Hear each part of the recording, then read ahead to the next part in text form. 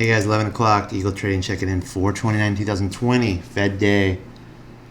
The Fed makes sure the market is bubbly, man. They have the freaking credit card, they have the cash machine cranking, and they got everybody's back, except for people in the economy that need help. But they have the stock market's back. So, we hit our target, 294. Hopefully we kept you guys from getting short and getting crazy. I'm going to address that later as well. Trying to figure out where the market is going to run out of gas is a fool's game. We kind of just watch and see, and a lot of guys were saying, "Oh, we're making this ascending wedge." Well, now we're actually starting to make an ascending wedge, but a few days ago they had it wrong, and I told you not so fast. Just the way these guys do their charts.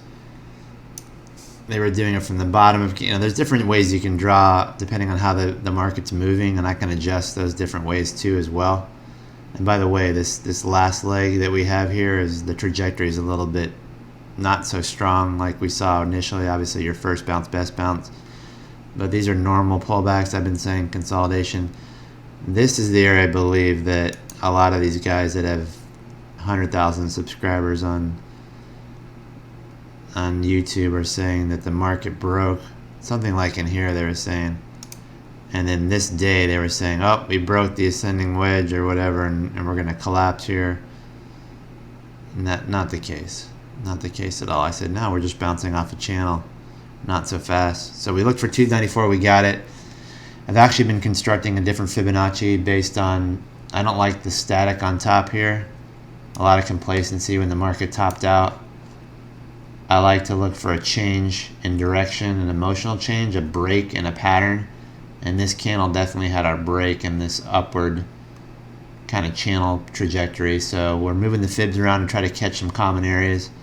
Let's clean up this garbage down here. There is no ascending wedge. It's starting to form now actually, but it was not there before. So it's funny because all the guys that wanted to short down here, and we're talking crap saying, oh, this is going to happen, that's going to happen, we're rolling over, we're going to retest lows and break, the world's coming to an end. The economy seems like it's coming to an end, but the stock market paints a different picture. So I was like, no, not so fast.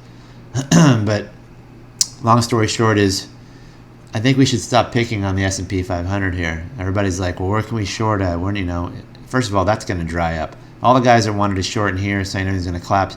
Now when we're up in an area where it makes more sense to do it, they don't want nothing to do with it. They're scared to death. Holy crap, this market's so strong. You're damn right it's strong. It's great. It's beyond strong. We're so disconnected. It's going to just drive a bigger wedge between the classes, in my opinion. I mean, people every day, most guys are hurting right now. That's for sure. Unless you're wealthy and you're insulated from everything that's going on, you're hurting. You're feeling this. A lot of people are furloughed. A lot of people I know are without a job right now. My business kind of runs on its own. I mean, obviously I'm involved in it, but it's a different business. I'm in the waste services. You have to have it. It's kind of immune and on some level from recessionary periods, but yeah, we're definitely affected. Businesses are closing down. They don't need garbage, right? Restaurants shutting down. They don't need garbage service. So it does affect us in a way, for sure. Everybody's getting hit by this, but it's a different animal. But anyway, I digress. So number one, I don't think we want to short the S&P 500. I think there's better things to pick on if you want to short the market. But I did do this Fibonacci, and I think it's really interesting that we're getting some common touches. The 78.6 is up at 312, this area up here. And I kind of like how we've caught some wicks and tails in here. This is noise. We don't want to pull the bear trap candle in there. But I do like to catch this first candle because that's the one that's really important. So that's where we're going to start the Fibonacci line from there.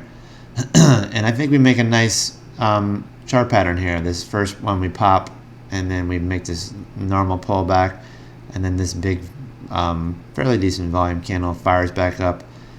We probably should have pulled back here. I think that's when we got the Gilead news, and it kind of stretched it out, overextended it. But then we finally did retouch the lower channel, and that's when everybody said we were breaking down and that we were going to collapse. But I was like, no, we're just touching my lower channel. I don't know about your lower, what lower channel they're using. So we're out of the fast lane here, but we have a nice trajectory.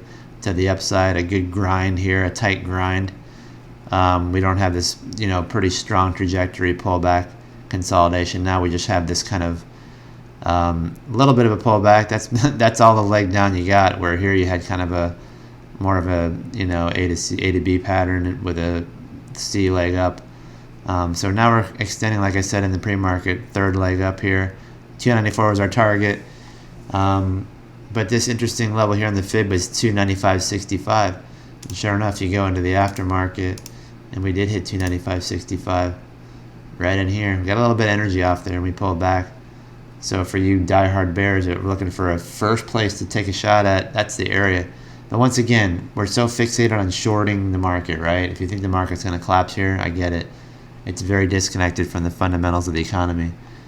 But it makes no sense. Why pick on the S&P 500 that has, Microsoft, Intel, the strong stocks? You want to go up against those stocks? You seen what those guys did after hours?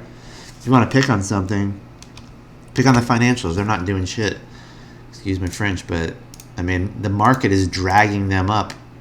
They are non-willing participants. They don't want to be part of this rally. We did get a bounce off the channel. We came very close to rolling over, by the way. This was crucial here. This wedge was tightening here. This could have really rolled over.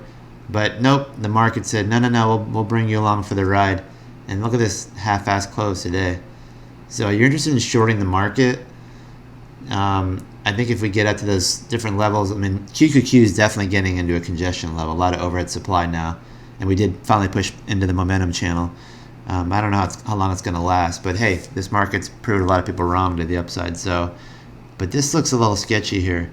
So FAZ maybe tomorrow if we can't get back above the 2371 on the XLF. Let's see what the high is. 2366. So you want to pick on stuff? Leave the S&P 500 alone. Get yourself some FAZ if you want to go bear the market. How about some, XLY? That's consumer discretionary. So we're going to find some stuff for you guys to mess with. This is almost coming up on the 200 SMA. How about this consumer discretionary? You want to do something short? Stay away from the S&P 500. Short the XLY. There you go. You guys want to take a shot? This didn't close at a tie. Short the freaking XLY. Much better idea than the S&P 500. Leave the S&P 500 alone. Leave the Qs alone.